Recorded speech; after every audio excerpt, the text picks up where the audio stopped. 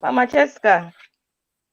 Yes, sis. Hello, we are live. Super Soul Sunday. I love my Sundays because I get to hang out with some amazing guests all over the world. And today we are continuing our conversation on marriage and relationship. And today I have the two love gurus.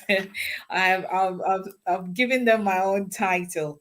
So happy Sunday to everyone who is going to join, contribute, and let's have some fun. I'm your host, Nana Checha, and my guest, I have Chesca Afful. Well, she said, don't call me Mrs., but I can't help it. But, you know, give honor to who honor is due. So, Mrs. Chesca Afful and Mrs. Sandra Delali. Welcome, ladies. Thank you very much.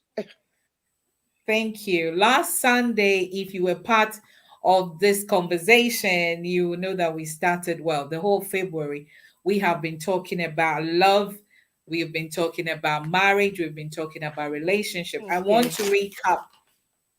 recap what we talked about last Sunday, and then I will throw it to the ladies. We talk about, passion in our marriages, in our relationship. We talked about investing in your marriage. We talked about never stop dating, and then also, what social media is, the pressure that social media is given to most marriages and relationships. So today we're going to continue, and I had the privilege of the conversation with Chesca, but today Sandra is with us, and we're gonna delve in. So, um, Chesca, I'm trying as much as possible not to add the other titles that you told me not to. The Lord will give you So, grace. this one, dear. Right. So tell us. I know some people know you from all that you do, but for those of us who, those who joining us today, kindly, tell us who you are again and what do you do. As you know, my name is Chesca Afful. I'm an impact communicator and an influencer and a writer. I'm also the host of Be Intentional with Chesca's show. I'm featuring on Facebook and YouTube at the moment, and I'm a pre-licensed therapist at the moment, specializing in grief, counseling, and mental health. So that's where I am at. I'm not a marriage counselor yet, but I'm hoping to go into that. But I'm passionate about marriage and enjoy and Oh, excited all the time to share my journey with people. fantastic. Thank you so much. And Sandra, I know you're friends of the show. You've been on this platform for a while. Anytime we call on you, you come and support us. So thank you, thank you, thank you. Tell us what Thank you you for do. having me. Um, okay, as you all know, my name is Sandra Delali. I'm a relationship strategist and a coach. I'm a certified marriage counselor, couple therapist, and well, in a nutshell, this is what I do. And I'm also the host of Real Talk with Sandra Delali and Real Moms Connect. That's what I do, and that's who I am. Brilliant. Thank you. Thank you so much. Today, also, I have a book that I will recommend. It's called To Embrace by Mrs. Adley Akotampo, wife of Bishop Lakoto Banfo, and it's a powerful book for relationship, for marriage, for if you want to rekindle your marriage, for single preparing to get married, and some of the questions I have will be coming from this book. It's called Time to Embrace, finding a life partner, no more embarrassment. So, check it out. And, if you're watching us, it's a book that you want to invest for your relationship. So, the first question, and one lady from last Sunday, she sent me some notes. I mean, from what she learned from us and the contribution. So, I want to share with us. And then she said, she really enjoyed our conversation. And I think I did share with Cheska. She said that just after dinner, that was when we talked about the prayer line. She said just after dinner, it looks like the enemy was trying to tempt her. Just after dinner, my husband said we should go for a walk. My first instinct was it's 6:20 p.m. We have our church prayer meeting at 7 p.m. and we have to drop our son for football. Then I remember the point in the conversation about prayer lines causing issues in marriages. Long story short, we have just managed to squeeze in 30 minutes to do that. And yes, we had a meaningful conversation time. We nearly home to collect our son from football. And guess what? I can still join the meeting for the last hour until 8:30. Wisdom is needed profitably for all things. We learn every day if we're willing. God bless you all for sharing, So um that was powerful. So let me ask Sandra, what are some of the experiences? I know you counsel a lot of people that you have experienced in this prayer line business in marriages. Thank you so much, Nana. It's always a joy to be on your show. Um, thank you, Auntie Chesca, for being with me today. It was amazing with you last night. This prayer line issue, I think that a lot of people are, well, a lot of Christians are missing the point that they think, oh, I need to pray, I need to pray. Listen, prayer is good. Spending time with God is good, but finding the balance of doing both is essential. I think it was yesterday when a lady said she normally has her join the prayer line at 6 o'clock, and that is when her husband wants it, and so it's becoming an issue. And I think when I asked Chesca, who fortunately was on the show last night, and her answer was just find the balance, go do what you have to do, and then join later. Or you need to manage that time. If you wake up at 6 o'clock to have your morning devotion or to join a prayer line, and that is when your husband needs you, it is very important that you are able to share your important or essential time with your husband before you join the prayer line. And so we need to I know some people will say, oh, my husband is trying to be my demon, or he's trying to be my devil. I mean, I've heard people say that when they want to pray, that is when their husband is trying to call for their attention. But have time for prayer and have time for your spouse. When your husband needs you at a particular time, when you think this is when I need to pray, go do what you got to do. And when you finish, listen, God is not going anywhere, but we need to apply wisdom to all these prayer lines. I think it was Chesca that shared on your show last week that people are on 3, 4, 5 prayer lines, and they hop from one to another. So between the hours of 5 a.m. to 7 a.m., they are on 5 different platforms. But it's not profitable if it's causing chaos in your home. Apply wisdom. Find time to pray. You don't need to be on all the prayer lines. You can have your own prayer time with God, your own devotion with God. You don't even need a prayer line. I'm not saying it's bad. No, don't get me wrong. It is good. But if going on the prayer lines is going to cause problems and issues in your relationship, in your marriage, when your husband needs your attention, you need to apply wisdom and go do what you got to do, and then go and join the prayer line if that is what you have to do. If your husband is not going to understand that you don't need to be on all the prayer lines whilst I need you, then yeah, it's important. You need to apply wisdom. Wisdom is important, and finding the balance is essential. Thank you. Just what would you add to it? I think she said it all. Wisdom is important and finding the balance is essential. I think that's all I can just emphasize on as she did.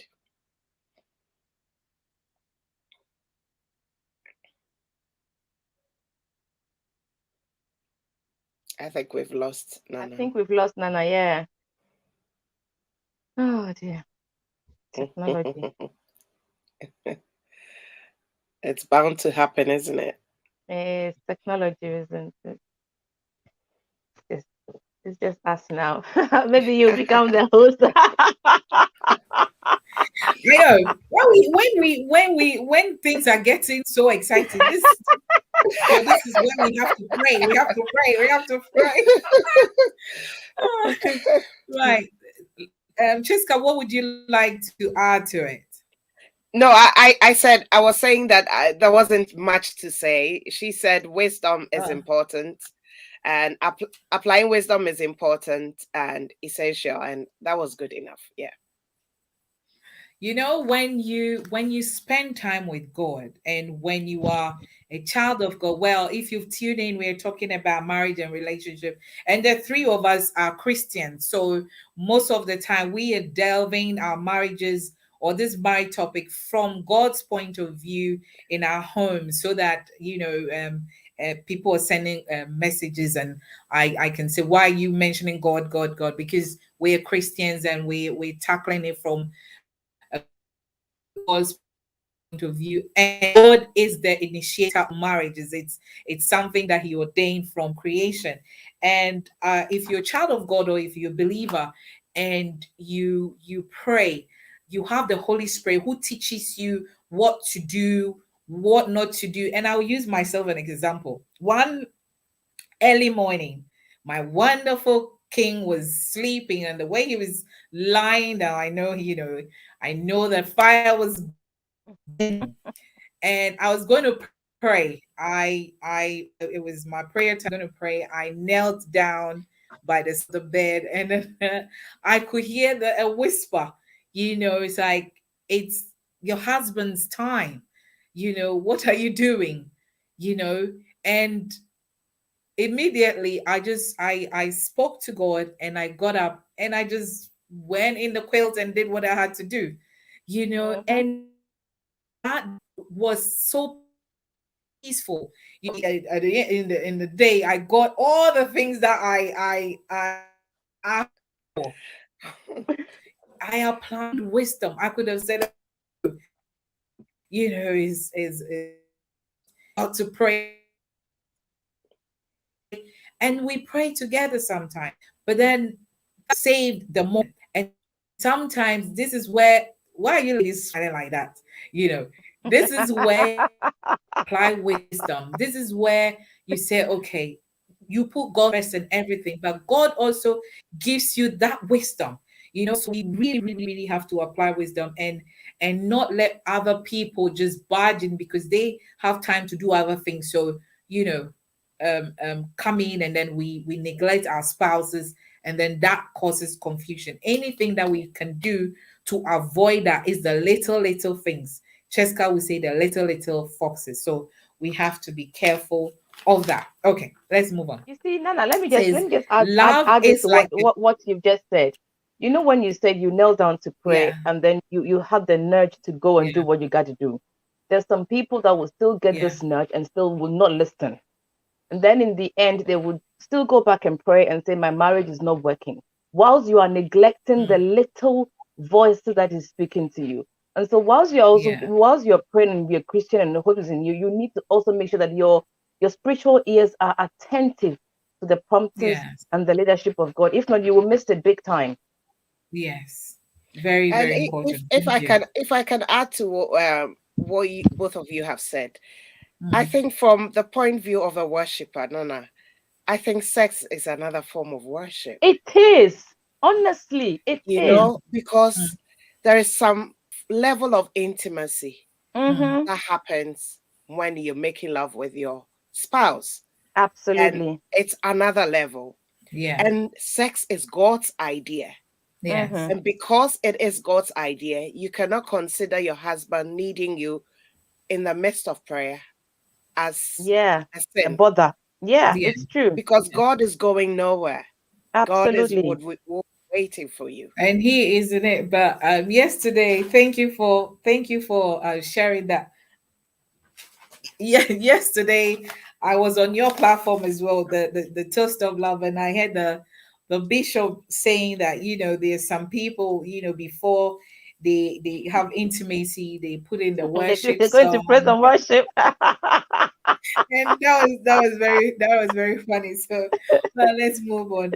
Um, and hello everyone who joined. Thank you so much for your comments, and I hope you enjoyed this conversation and send us all your experiences. Love is like a flame. It needs fuel to keep burning. How would one keep their love, their marriage, their relationship burning?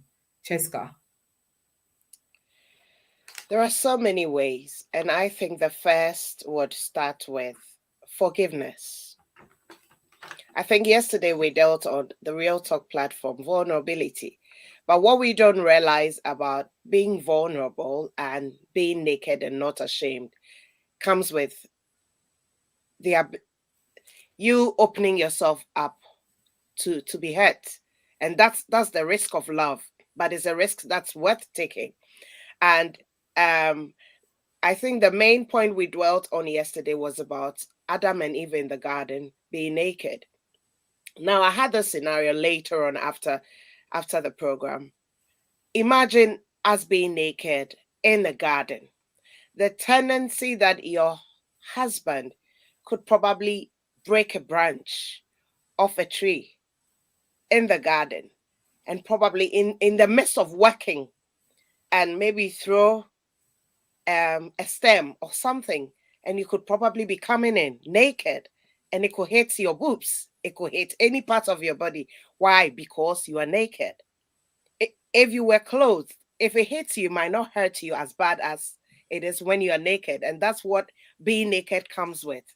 You know, it comes with being hurt, probably deeper than you would be if you are covered and you have all your walls built up. And so our ability to forgive, our ability to make room for mistakes, again, maybe we would emphasize that we're not talking about abuse here.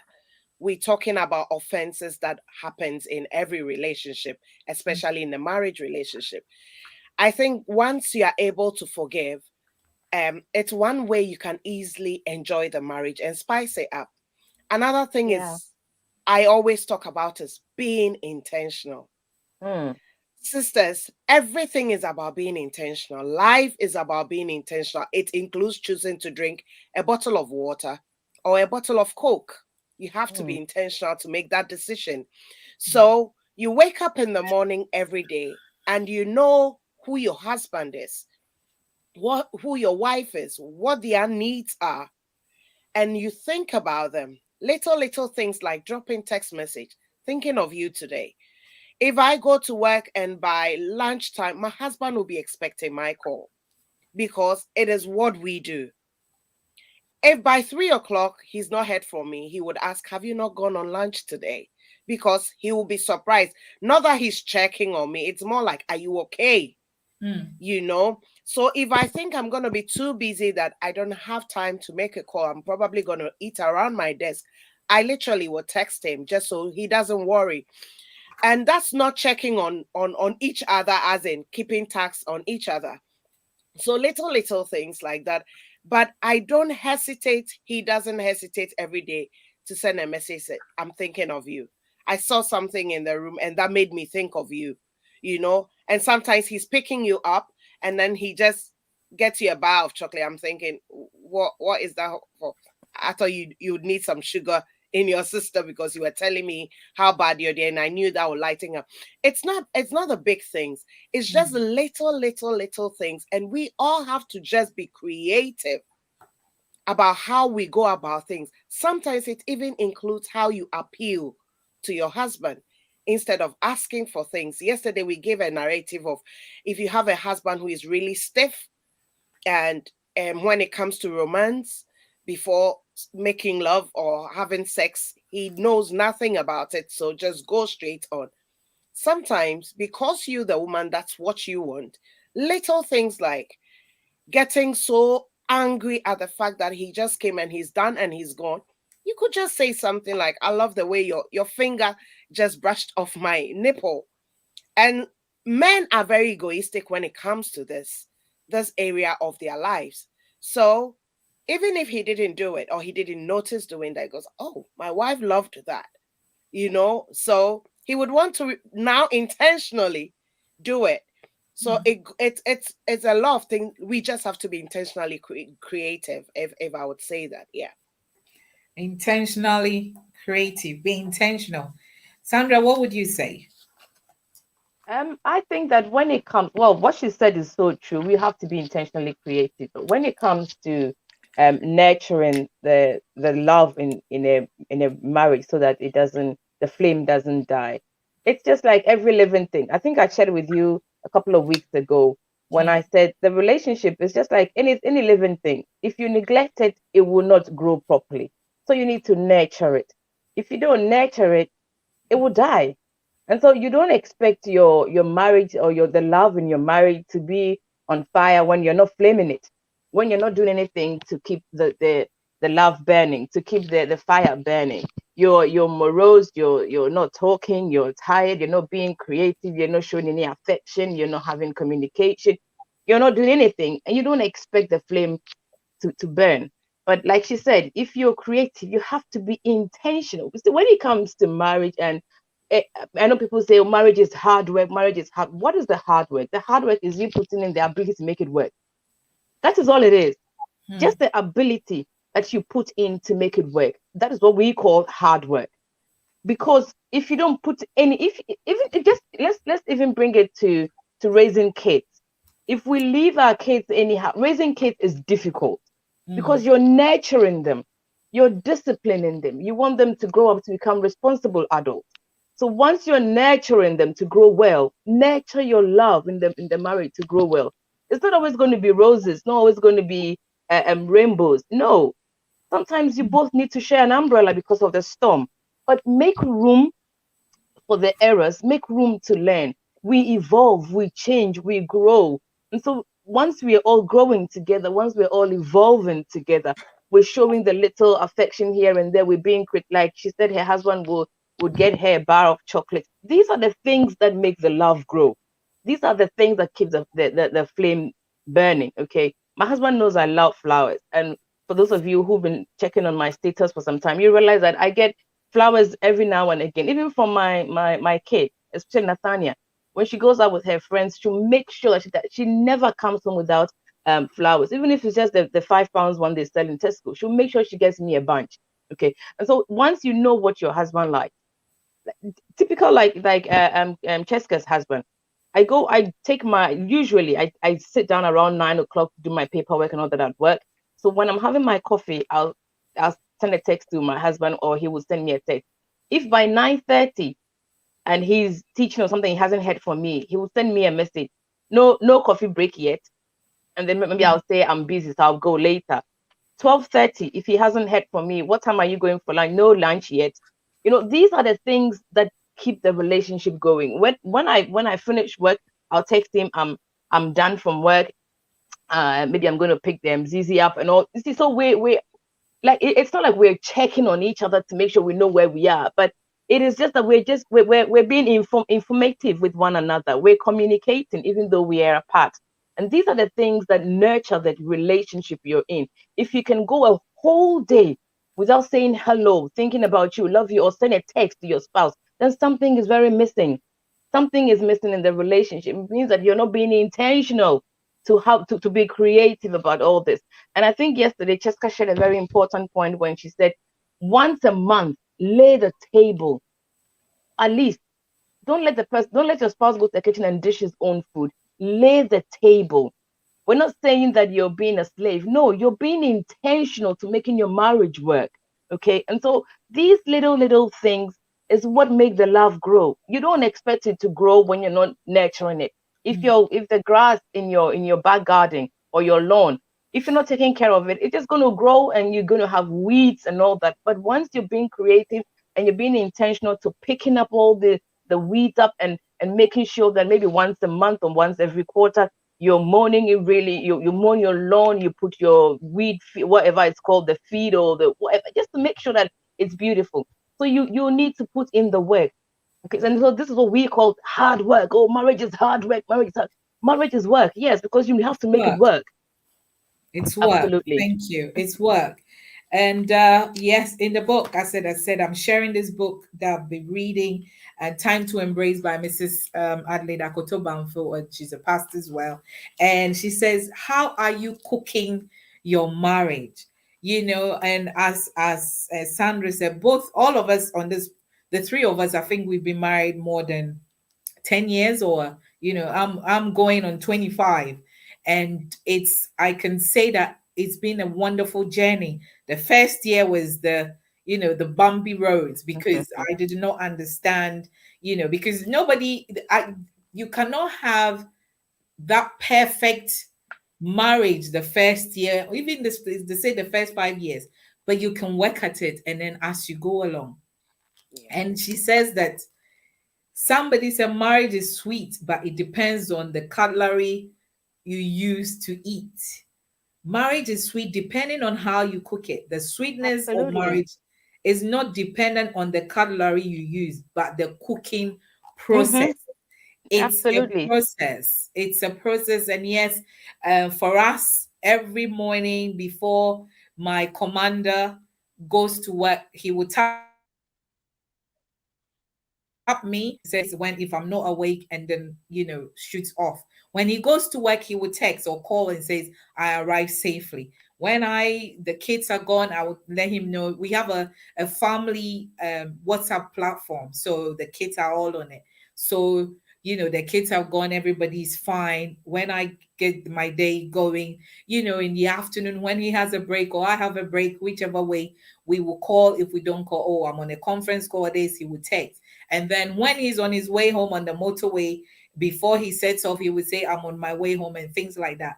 We are saying this because, about 3 weeks ago, a gentleman shared with me, says his brother passed away, and the wife went to work without knowing that when she left, the husband lying in bed was dead. Till one of their children who was going to school realized that daddy is still sleeping. And when she went, knocked on the door and went into the room, realized that daddy, so the woman even didn't know how long the husband had passed away. So one of the things that I asked myself was, didn't she touch him, or were we sleeping, putting pillow in between us, Mm. something, she could have noticed something. What we are saying is that, these little things, this communication, it keeps the marriage alive. Talking to your spouse, making sure they're okay. If you realize, and if you're watching us, and if you're listening to us, and for a while you're not talking to your husband, you're not talking to your wife, maybe you're not, if you're not talking when you're praying, it's not going anywhere. That is one of the things that we have to know, that as a Christian man, as a Christian woman, when you have a grudge with your spouse, the prayer is just hitting the ceiling in your house. And that is why we see our kids depressed. That is why we see that things are not going on well in whatever we are doing, because your home is your sanctuary. Yeah. So please, let's start from our home. Let's start talking to our wives. Let's start talking to our husbands. Then we can pray together. Then we will see the power of God move in our marriages. Then we would not allow the devil, if Adam was talking to Eve, the enemy wouldn't have come Yeah. presenting the apple. So that is it. Let's go again. So No, no, no. Just a minute. As you were talking about touch, I'm so glad we are being practical and talking about these things, because we can give all the solutions, but if we don't give examples, oh yeah, practicality. people I love really that. don't know Yes. what exactly we are talking about. And I'm so happy you brought the issue of touch, because in my home, we've made it more like a rule. There cannot be a day that, even with the children, we all have to touch Yeah. ourselves. We need to. So it's either, even if you're not happy with the person, that touch on the back, that pat Mm-hmm. on the back, it's something you need to do before you get out of this house.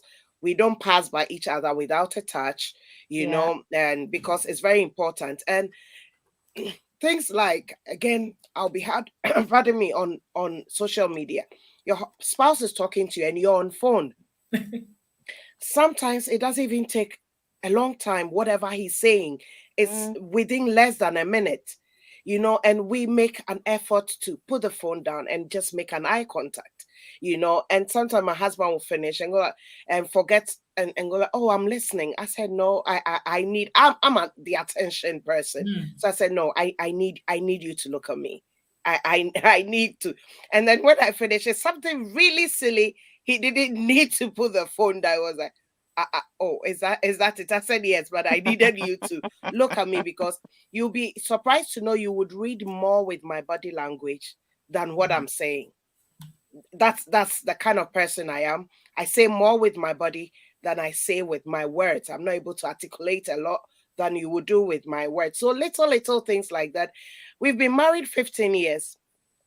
Nana, in the presence of God, I say this, there hasn't been a day my husband did not open the car for me. Let me tell you how he did it. He doesn't come to open the door and say, my wife's sitting. Come on, after 15 years, when you have baggies and you're holding, you won't be doing that. But what I realized he was doing and how he maintained it was, he was always going to sit in the car first, even if he has to strap the babies and everything, so that he will be sitting in the car and still stretch his hand to open it. So it might not be opened wide for me. Hello, my lady, sit down. But it's such that you will always notice that's why he sat in the car first. And after 12 or 13 years, I had to ask him, are you doing this on purpose or it's just you? He said, no, it's something I've intentionally done and I was like, for 13 good years, you're telling me it's not something that's part of you. It's just that you've purposed on your mind. You've purposed in your heart that you're going to do this. And I was surprised. Yeah. So these are some of the, it's not a big gesture. Yeah. No. We are not asking you to go open the door and say, hello, my lady sitting. But it was just beautiful to know he's always stretching his hand to open that door for me to sit in, whether I have a bag, whether I have a baggie or something. I may have nothing, but he does it. So, yeah. Right. Sandra, you have anything to before I go to the next? I mean, I'm just listening. I'm just soaking it all in. I mean, Okay. touch is very, very, very important. For me personally, I'm a very light sleeper. So when I'm sleeping and you touch me and I wake up in the middle of the night, it takes me a very long time to go back to sleep again.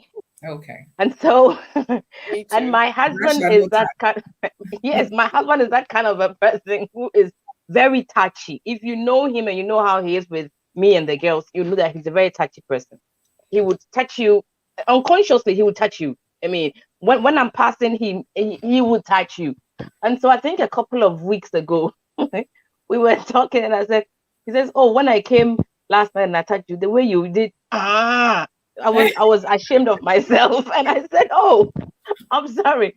I didn't do it on purpose. I didn't do it on purpose because I'm sleeping, and you know how I sleep. I'm a very light sleeper. I mean, if you need my attention in the middle of the night and you touch me because you want my attention, you know what I'm talking about? Yeah. That one, yes, but not just because you want to rub. And let me just go back a bit. When we got married, before I sleep, and before God and those who have lived with me, who know me, my husband will scratch my back until I fall asleep. Yes. And he's done this for 19 years. Okay. And Zizi, my last born, was also doing the same. Daddy, come and scratch my back. Daddy will go and lie in. I haven't tucked Zizi in for a long time. It's the father that tucks her in bed, not me, because Daddy will scratch her back. Me, when I scratch her back, I'm walking away. Zizi's sleep is late, but Daddy will do it religiously until she falls asleep. And so that kind of a touch has been a part of us for a very long time. Even when I'm upset with him, I'm not talking to him, or he's upset with me, and you know that no marriage is perfect. We work through it. He will still make sure that if we're going to bed together, his hand will be scratching my back until he realizes I'm asleep, and then he will stop. But when I sleep and you touch me, I wake up, and then it takes me a long time to drift to sleep again. And so the first sleeping bit, let me sleep. But if you need my attention in the middle of the night and you think, Charlie, this one, the abundant firewood, I need you, I would wake up. I mean, that one, I would wake up. And the other time I was talking to him and I said, I bless God for you. You, when other men are saying they haven't had sex with their wives for 3 months and 1 month, you are getting 4 or 5 times a week. Hey, you're enjoying. You know, we just made fun of. I mean, we talk about these things just so that you know that it's important. I'm not saying my marriage is perfect, but honestly, it is my safe haven. Trust me when I say this. You know, it is my safe haven. As I always say, the power of your words. So you can really say your marriage is perfect because you're working at it every day. Oh, yes, it is my... No, I mean, somebody might get the picture that, oh, she's exaggerating. Yes, it is my safe haven. Trust me, it is my safe haven. Definitely. She goes on to say that Marriage is cooked by both partners and not by external party. Mm. How both partners cook will determine how sweet it turns out to be. Marriage cannot be cooked by one person, the other partner, but must be actively involved. Marriage can be sweet if cooked well. You just have to learn how to put the ingredients together with that, and we need the grace of God. And I Absolutely. underline not by an external party. Most marriages, as we all know, most people are inviting their friends, their mothers, their fathers, their sisters, and it's breaking marriages. So if you're watching us this evening or what time zone and you have an external party in your marriage, you've got to sit back and analyze that who is causing this, because most times people have a peaceful marriage or working at a peaceful marriage till another party comes in. It's either the mother comes and visits and don't want to go back, which I know is happened to a friend of mine, actually about three friends of mine, that the mothers don't want, they want to stay in them, they want to stay forever and ever. And so one of them says, it's either your mother go or I go. And the lady said, you go. So an Wow. external party. Let's dwell on that. How are we going to cook our marriage? And then she said it's a two-way thing. It's not a one way. So if you're a woman and you're allowing just your man to do everything to make the marriage work, it's hard. If you're a man and you just waiting for your woman, your wife to do that, then we ain't going anywhere. So Chesca, I think I would dwell more on the two-way thing, just to yeah, continue from where Sandra left off. yeah, Sandra was talking about the fact that she's not the touchy person. I'm mm, not at all. mm, I'm not at all. My husband is. And he is so much so that even in church, when he's not behind the keyboard, he wouldn't know what to do with his hands unless he puts his hands around me. And I remember when we got married early years, he our bishop when he puts his hands around you too, he rubs you as well. mm, Mm-hmm. And I don't like it. And I remember sitting in church and he was doing it, and I was trying to tune myself off what he was doing because I don't like it. And Bishop was preaching, and Bishop saw it. It was so much for Bishop. In the end, Bishop was like, can you take your hand off your wife? Okay, and let us preach. Yes, yes, into the microphone. That's how my husband is. And then, but we're talking about two-way thing. So one day we're talking to an elderly man who is very grounded in marriage, and he was like, Chesca, do you realize what he's doing? He's not doing it for you. If I tell you he's doing it for himself because it makes him happy to touch you, would you say that you don't like it? I was like, of course. I love him enough. I want him to be satisfied. mm, So even though I don't like it, because it makes him fulfilled to be robbing you, I had to adjust. Have Mm-hmm. I adjusted? Oh, yes. And now I love it. Just when I changed perspective, that it's not a matter of I don't like it and he likes it, and that it's making him happy, it worked well. But then again, just like Sandra said, as for sleep, my sister, when I'm asleep, when you do that, I can't sleep. And when I say I Mm. can't sleep, I mean I'm awake. And if it's 1 a.m., then that's it for me for the night. And to be honest, you wouldn't enjoy me in the morning because mm, You're I'm grumpy. miserable and Mm. grumpy because I slept only for an hour. So that's how the two-way thing works. What I'm trying to say is, you are not doing it for him just because you are supposed to do it for him, but or he's not asking for it because he loves you. But if it makes him also happy, mm. it might sound selfish, but that's what marriage is all about. You Yeah. rob me, I rob you. So that's what I would say about the two-way thing. In terms of external party, I wouldn't be able to say much because I haven't had much experience with external parties coming in my marriage, because by the time I came into marriage, from what I saw from my parents, there is no way you can allow somebody in, especially family and friends.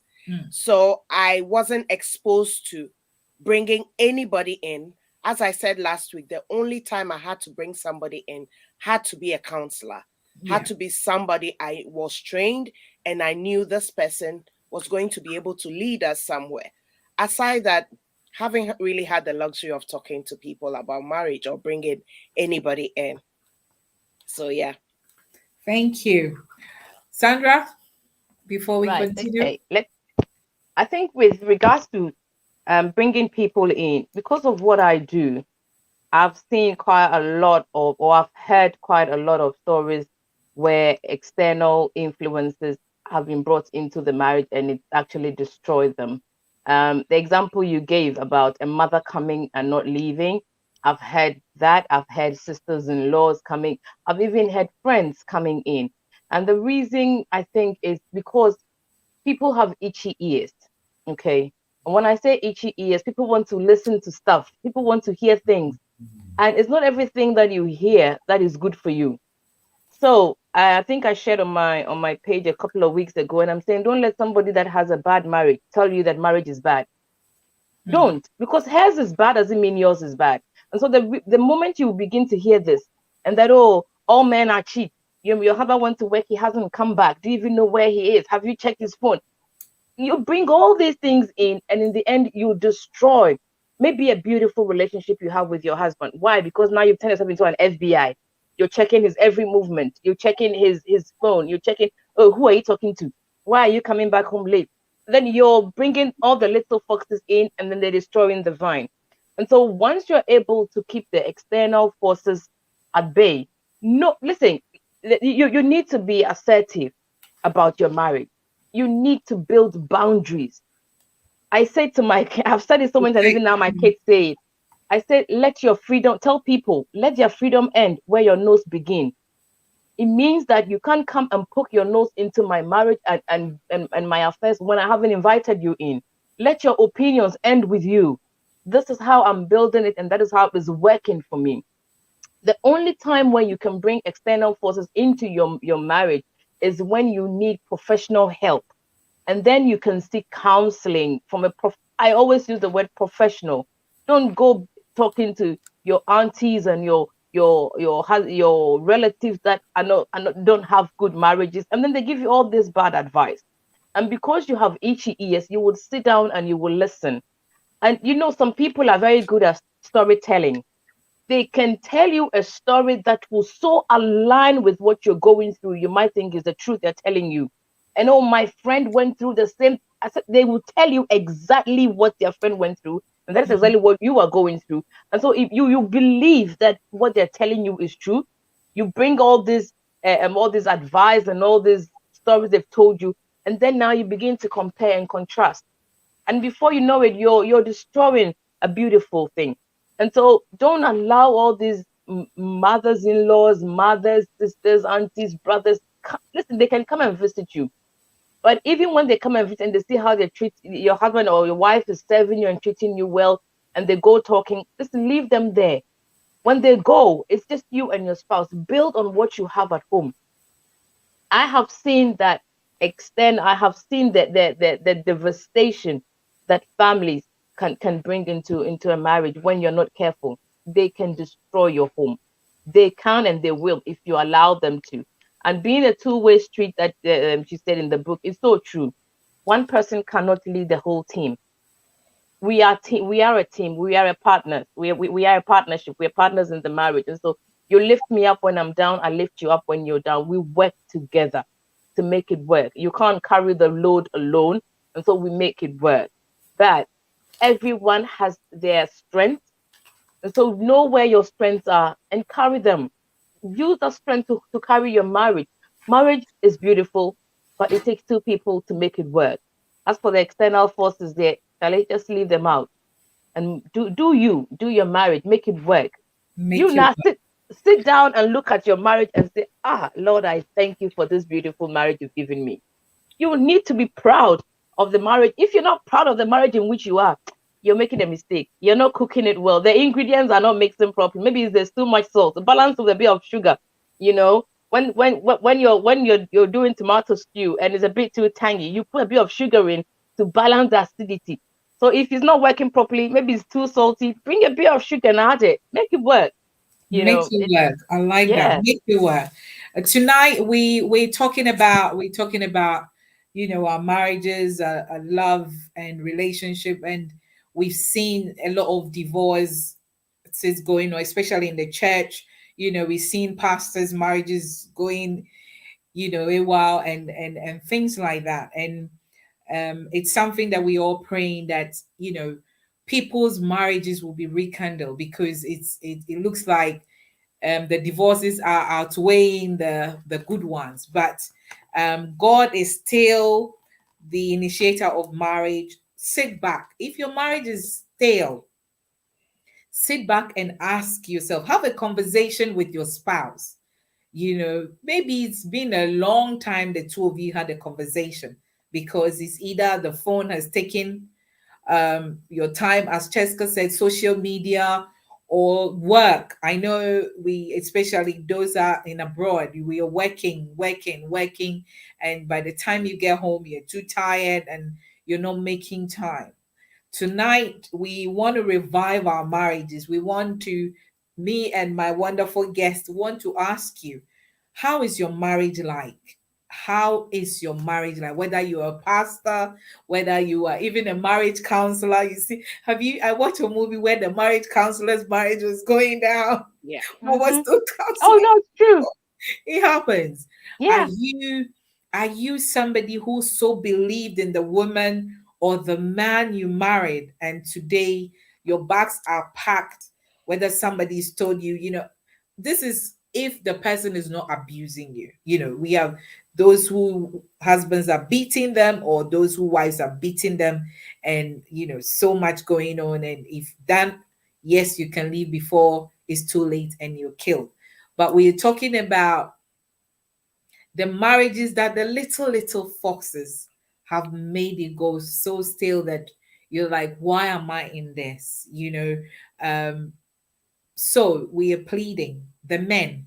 So in the week, I spoke to a couple of friends that we have who married, and I said, as a man, what do you have to do that will make your wife, what do you do that makes your wife know that you love them?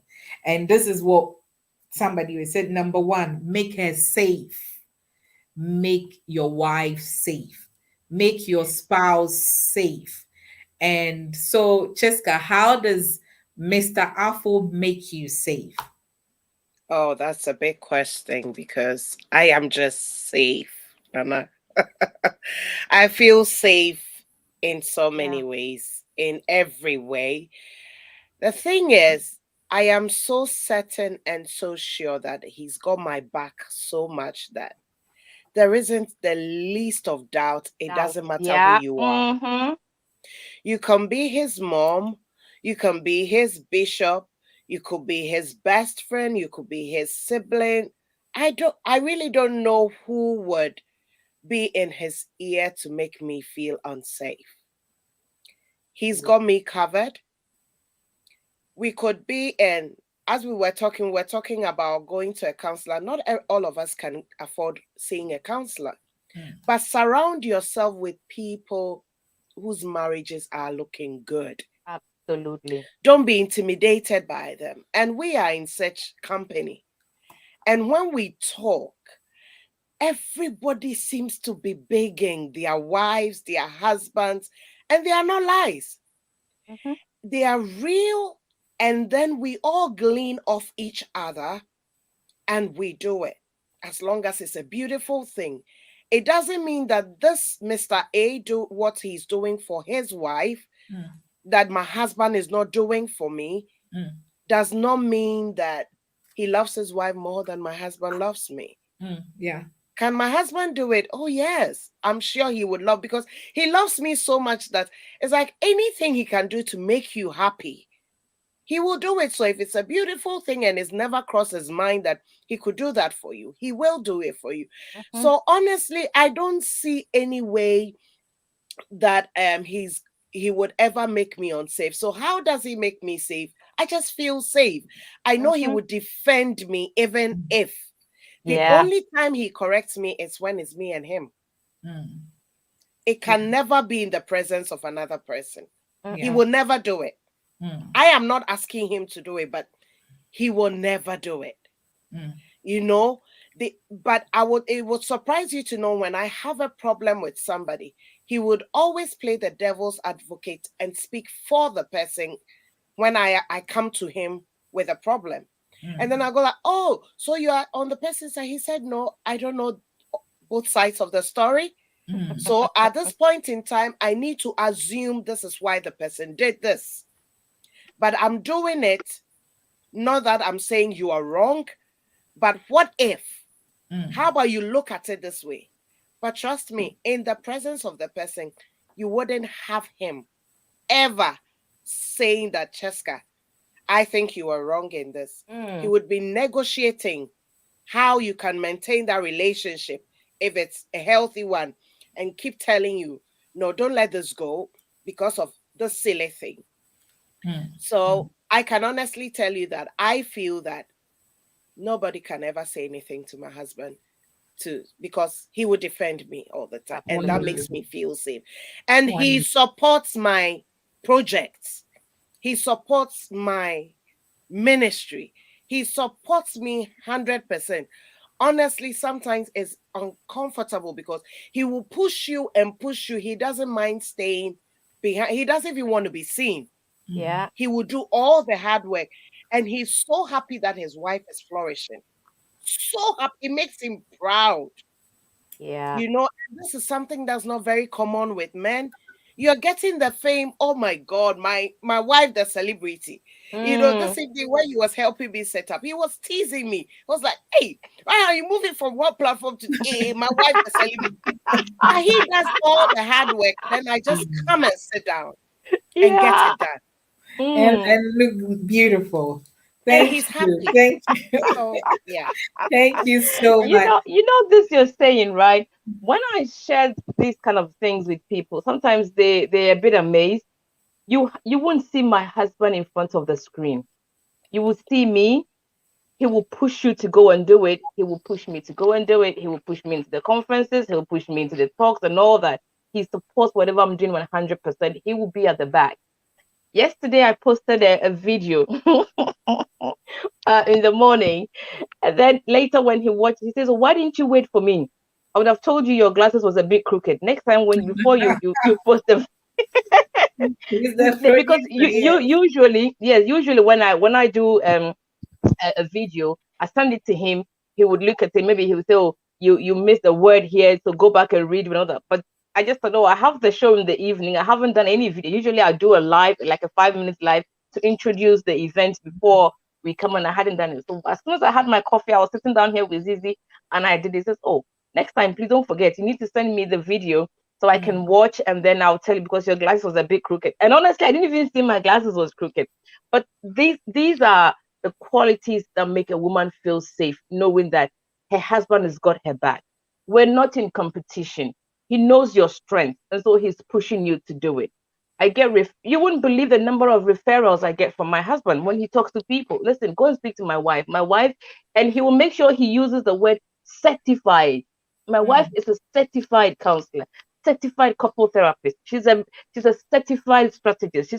He would use that word so people know that he's not just saying it because he's your wife, but so they know that you are a professional. And I met Nana through my husband. My husband was like, no, don't speak to me. Go and speak to my wife.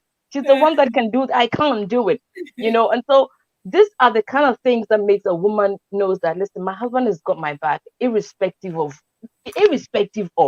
he's got my back, you know. And so it makes you feel safe. You don't doubt his love for you, you know, that you're not in competition. And then when the competition starts, then you know that you don't feel safe, because then your wings are going to be clipped. If not, it's always going to bring issues.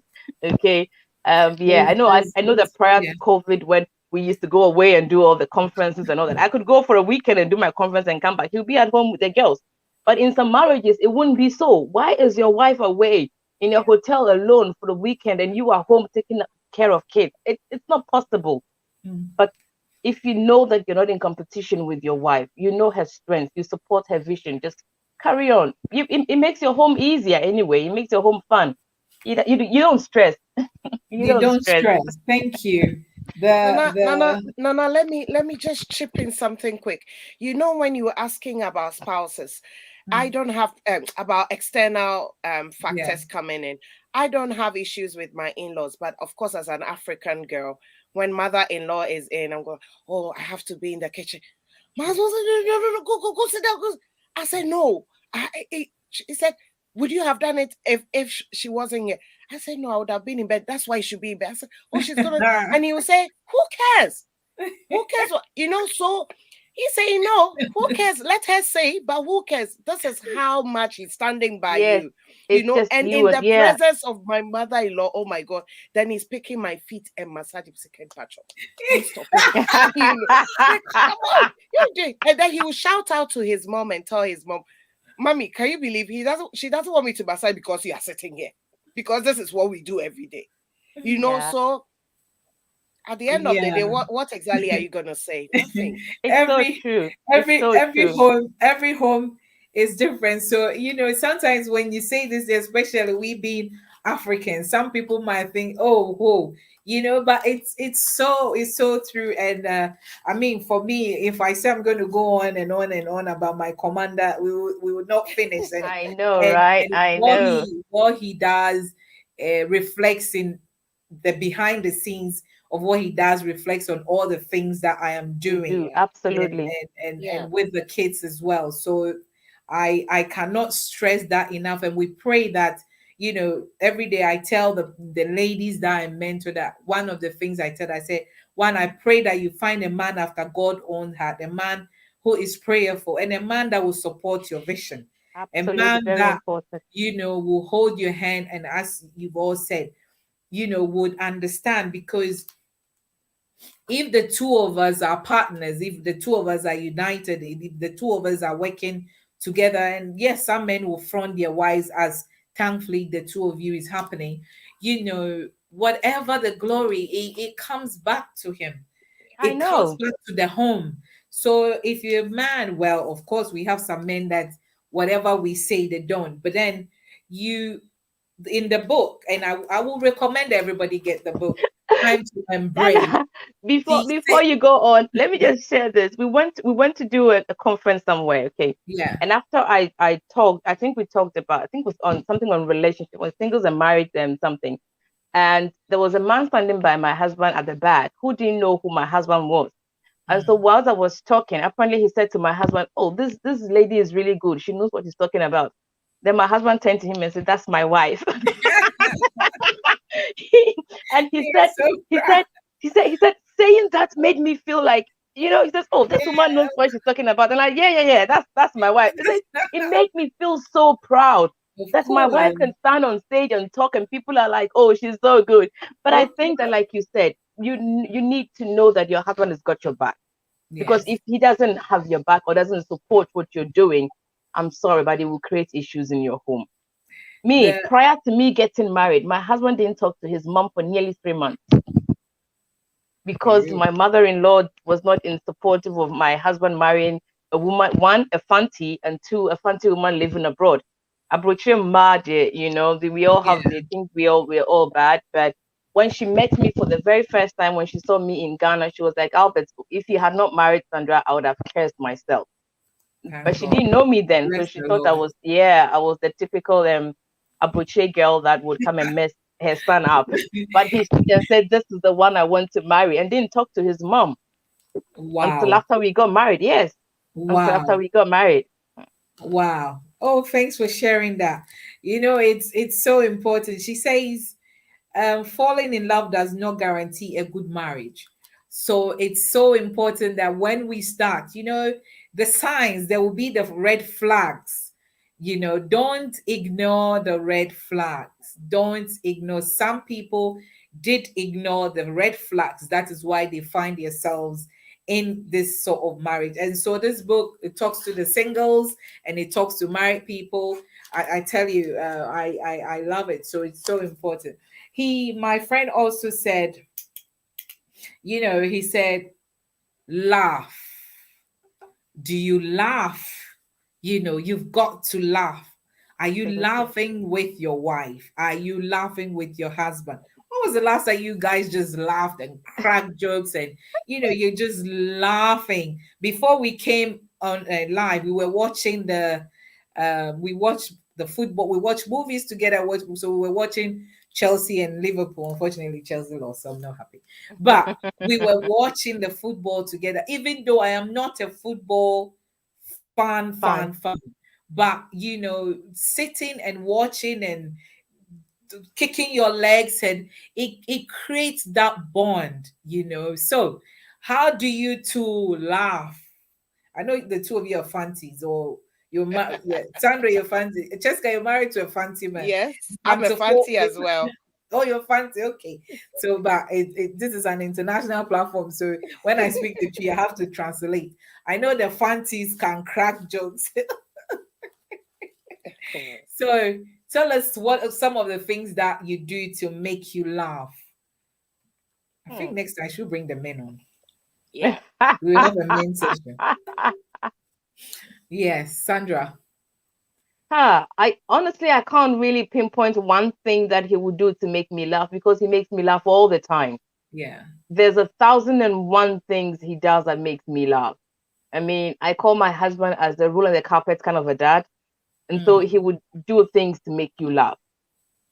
Just this evening, he went to town with the girls because they said they've opened a new boba tea shop in the town, and the girls love it. So there was a Sunday treat. They had to go and get boba tea. And then when he came back, he's like, this thing that they're holding, one is, I think the big one is $7.99 and the small one is $5.99.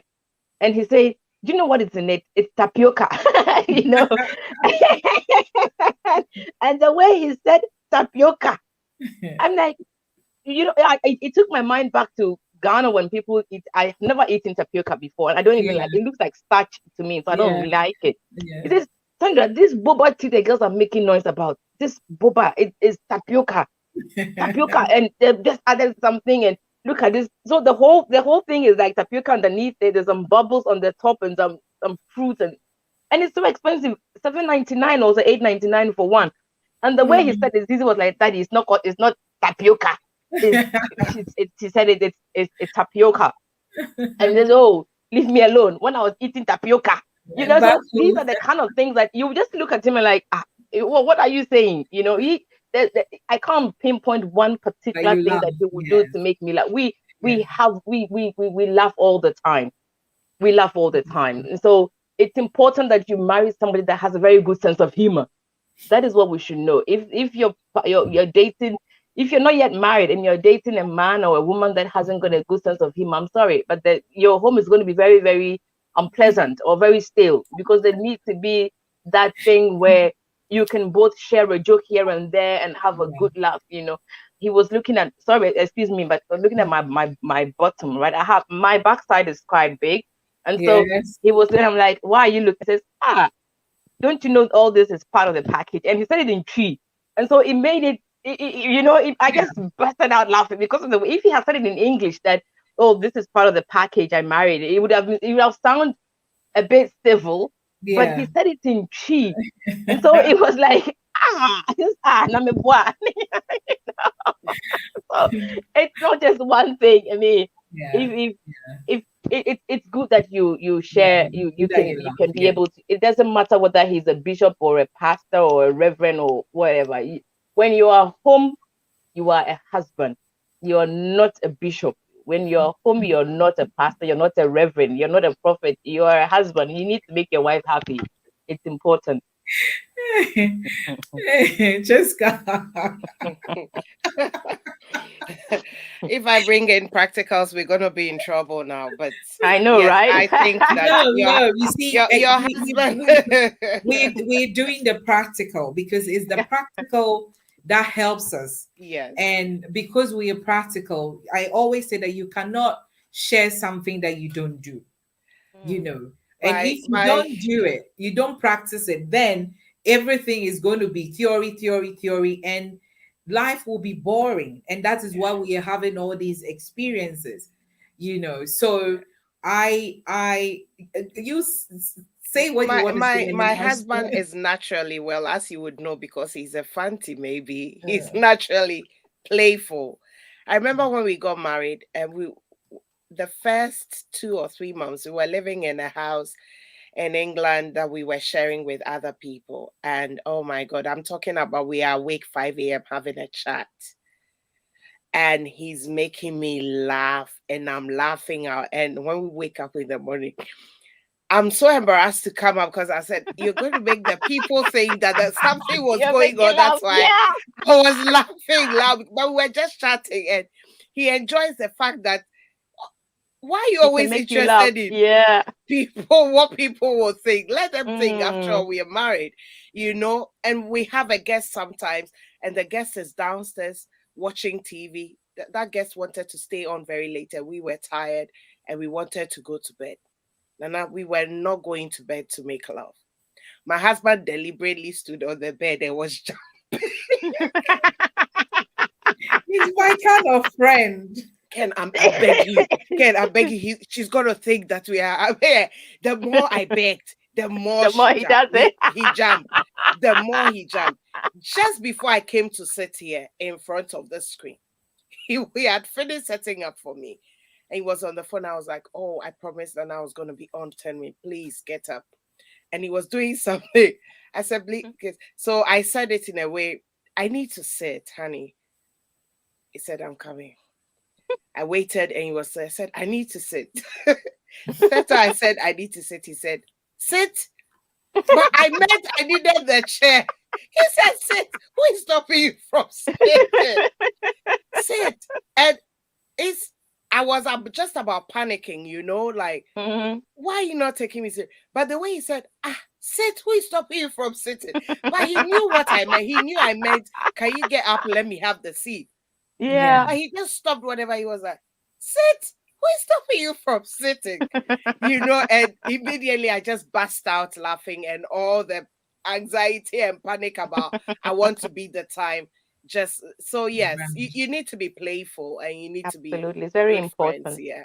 Very, Very very important. important. I know that there is so much to talk about when it comes to marriages, when it comes to relationships, and as we have discussed, it's intentional.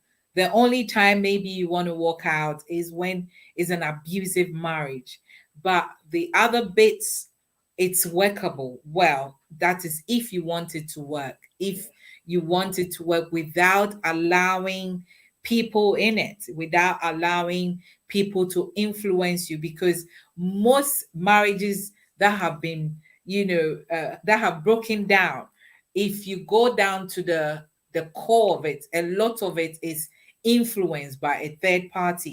But for us to round up, she says in the book, it says, make God the builder and the watchman of your marriage, and let God be that third person.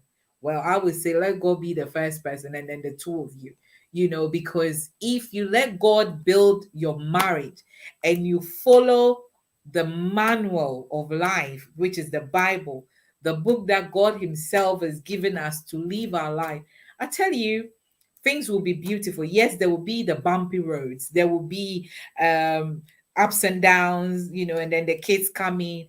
But when you sit down and communicate, when you sit down and listen, listening is one of the points I put down. Listening to your spouse. One friend of ours whose marriage is going down is because one of them is not listening. When the person is crying out, the other person is quoting the Bible, not listening.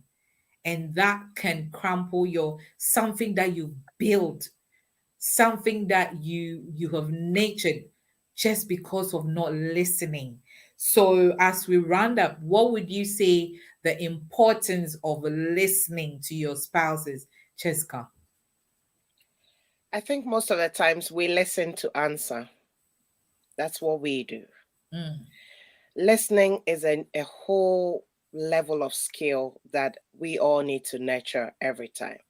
Sometimes listening to the beyond the words, Absolutely.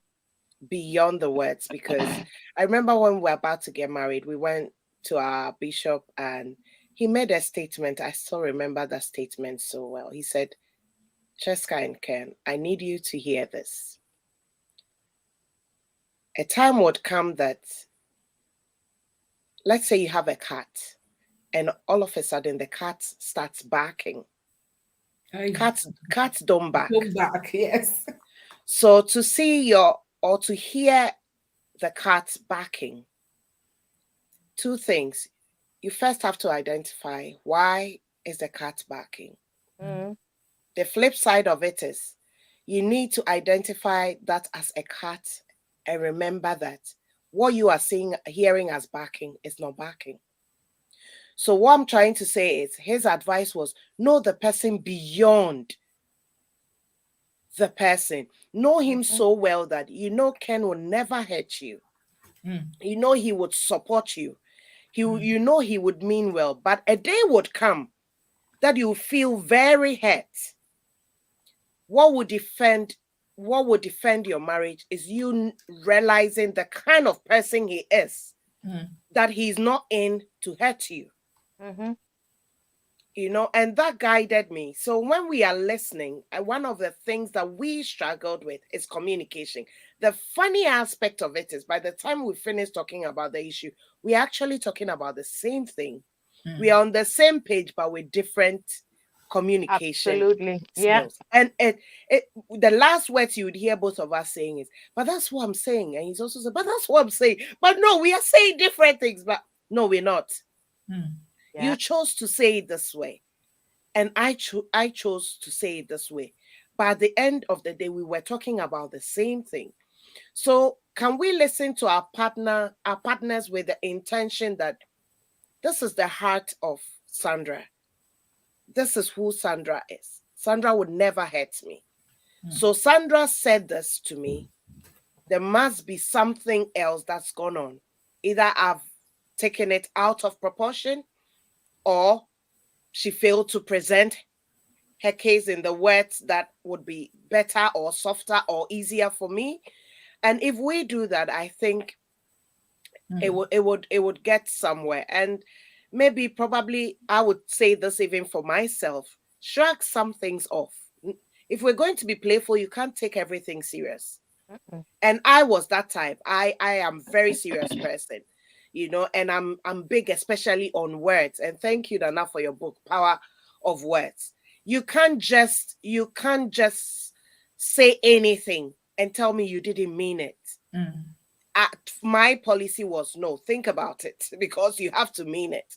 So don't say it and apologize later that you didn't mean it.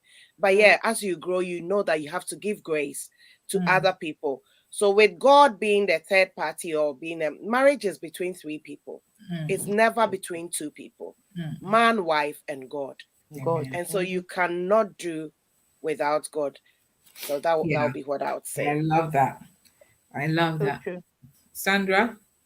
So true. Sorry. It's so true what you've just said. I mean, usually when we say communication, now let me go back to being like in a classroom setting. When we talk about communication, usually people think communication is just talking, blah blah blah blah blah blah blah. But listening is part of communication skills. Where you listen to even what is not being said. Your body language can actually let me know what you're saying. If I'm talking to you, Chesca, and your face suddenly goes, Is either you're trying to understand what I'm saying or you're not agreeing with what I'm saying. And so sometimes we need to actually listen to even what is not being said and listen to what is being said, but in the context of it being said. And so sometimes when we're talking about listening, that partners don't listen. Yes, they don't listen because they're not just listening to what you're saying, they're listening to what they think you are saying. We're just saying the same thing, but how am I saying it? You just shared an example this evening, just before we came on. I have to go somewhere this weekend. And so my husband was trying to find out how we're gonna go. And I said I can go on a Friday and come back. So I sleep over Friday, come back on the Saturday. I don't want to do a 1 day trip because by the time I get back home, I'm tired. And then he also said something about, so how about going on? And in the end, I'm like, that's exactly what I said.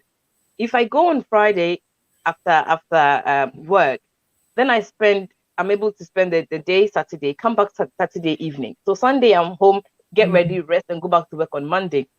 But how I was saying it and how he was saying it is the same thing, but we were not understanding each other until I said, but that's exactly what I just said. And then he, like you just said it, Chesca. Yeah. Then he said, that's exactly what I also mean. And I said, you see, so we were not listening to each other, even though we're saying the same thing, we were not listening until we were able to calm down.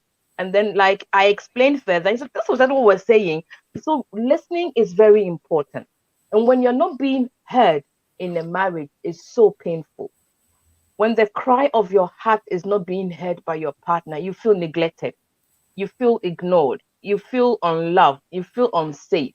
But when you're being listened to, when you're being heard, when you're being given that attention that you so crave for your husband, it makes you safe, it makes you secure, it makes you feel that the person you are in the marriage with actually really loves you. And so it's very important that communication on its own is a skill that I think every married couple Yeah. should get. It's very important. Even our body language speaks a lot. So it's very important that we're able to learn all that. Good communication is a skill. If you want your marriage to last forever, you need to know how to communicate, how to listen, how to keep quiet, how to be attentive, how to show emotions. All these are part of communication. And so listening with if somebody is in a marriage that is not being heard, like you just shared, Nana, that their marriage is going down because it's not being, it's so painful. It's so painful because you feel so ignored. And one thing I've also come to realize is that a lot of Africans don't date their spouses once they're married. They think we're married, so chasing stop, dating stop, it's everything stop. But you need to continue to chase your wife. You need to continue to date your husband. You need to appeal, woman. You need to appeal to your husband. Let your husband still find you very attractive. Let that sex appeal still be there. It is important that you maintain that. I think I shared on my platform, I think it was yesterday, when I say you need to strip tease for your spouse sometimes. Take your things off, wear a good lingerie or nothing, and just dance in front of him. Create that sex appeal. No, it's Listen, important. You know, it is it is important. Listen, I'll share before I go off. I shared this with someone, I think it was last year, when she called and she says, oh, is that Westlife I'm hearing? And I said, yes, that's my husband playing it. And he says, hey, Afful. And I'm like, sure, when you hear Westlife in my bedroom, then you know my lights are going to turn dim. He says, she said, I'm going to try. She tried playing Westlife, just Westlife, not even the sexual healing, Westlife. And she said her husband was like, where is this coming from? Why are you bringing fetish into your bedroom? This is fetish. You don't need to do that. And Penowasem, she went to add candles. The guy said he's turning his room into a fetish. But this is all about creating and changing the atmosphere to make the place look cozy and fun. You know, it's important that women, we still need to appeal to our husbands. Sex appeal, the sex attraction has to be there. Don't let yourself go. Whether you are size 20 or you're size 0, please still keep yourself attractive. And men, please chase your wives. Let them know you love them and go on dates. Don't say we have kids, We have work to do. We're tired. I know we all have kids. We all have jobs. We all have demanding schedules. But going on dates is very, very important. Even if it's once a month, don't do anything expensive. Just go and sit in Costa, buy hot chocolate, and just talk. Just you and your spouse talk. It's important. Very important. Thank you. That this is so insightful, and oh, I wish we could go on and on and on and on. But you know what? We're starting from somewhere. Go watch what we talked about last week, and take some of this stuff that we buy books, invest in your marriages. You Very can't just important. I know some of us have had kids and that, but the way we invest in like courses, some of us have gone back to school and doing courses and all that. It's the same. The way we investing in our children and investing in our hair. If you can buy a Brazilian wig for 500 pounds, why can't you do something with your spouse? If a man can go on a buy a football season ticket for how many pounds or CDs or dollars, why can't you invest in the woman that you found so attractive many, many years ago? Why can't you invest? It's so important that we invest end to end. This is funny. And I will appeal to the churches, to the pastors, to the deacons, and let's also invest the way we do conventions and all that. Maybe some churches do, some churches don't do. The way we do conventions and seminars for other stuff. Let's help couples. Let there be conventions for marriage couples, conventions for families, because this is something that God has ordained. That is so my heart cry. Once upon a time, let me end with this. I came to your program, you remember, and I was rushing to go to a couples event, Yeah, it was a toast to and love it was a 2020. couples event, and I was rushing because I was like, let me speak and let me go. And a whole lot of couples had come to this event because you could see that people desire to spice or to work on their marriages and listen, because it's been, yes, we go, we pray, we go, we pray. And the pastor came, and it was a totally different, it was everything that we said was not related to marriage. It was about David and Goliath. And we all sat there, and people were texting me and saying, what's going on? And I'm serious. What's going on? And I'm like, I have no clue. So what I'm saying is that if you're a pastor, if you're a bishop, and Nana is always, because I love and I want the practicality. Yeah. If we have practicality, that's why we go to school, we study, and they make us write the exams. But we get married, and then what? Please, as we end our love sessions this February, and once a while I'm going to call these ladies again. Invest in your marriage. Listen to your spouse. Go on dates. Cook together. Do things together. Talk to your wife. Talk to your husband. Talk to the children, and build that bond again, because it's so workable. And as I said, if the person is abusing you and wants to kill you, then yes. But if you want to hold on to it, talk to a professional, not somebody whose wife is in Ghana and he's never lived with his wife and you're going for counseling. Not somebody whose husband is somewhere else and he never lived with the husband and you're going for counseling. No, no, no, no. Go to people whose marriages are thriving, people who are good example, so that you will have a great marriage. That is what God wants for you. That is what God wants for us. Thank you, Chesca, and thank you, Sandra, for your time and for your wisdom. And I pray that when I call on you again, one of these days, you will come back. Where can we find you, Chesca? Chesca, you would find Chesca on Be Intentional with Chesca on Facebook. on YouTube and on Instagram as well. You can find me there. You will find my phone number on my Be Intentional with Chesca page as well. Yeah. Thank you. Sandra? Find me on Facebook. You can find me Sandra. on Instagram.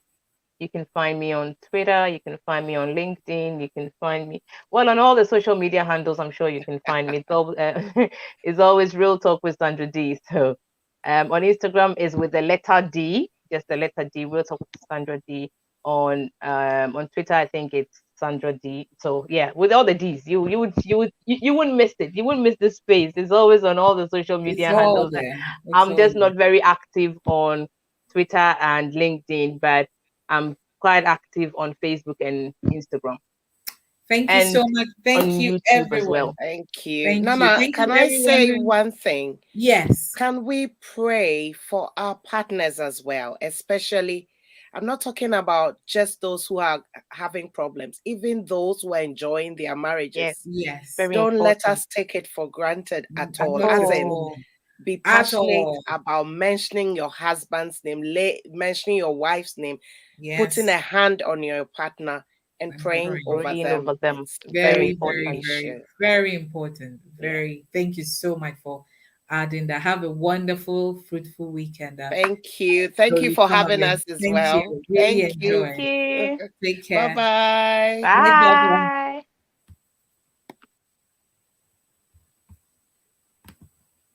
And thank you to everyone who joined, who contributed. Really, really appreciate. And as we said, end your relationship well. God bless you till I come your way next Sunday. Bye bye.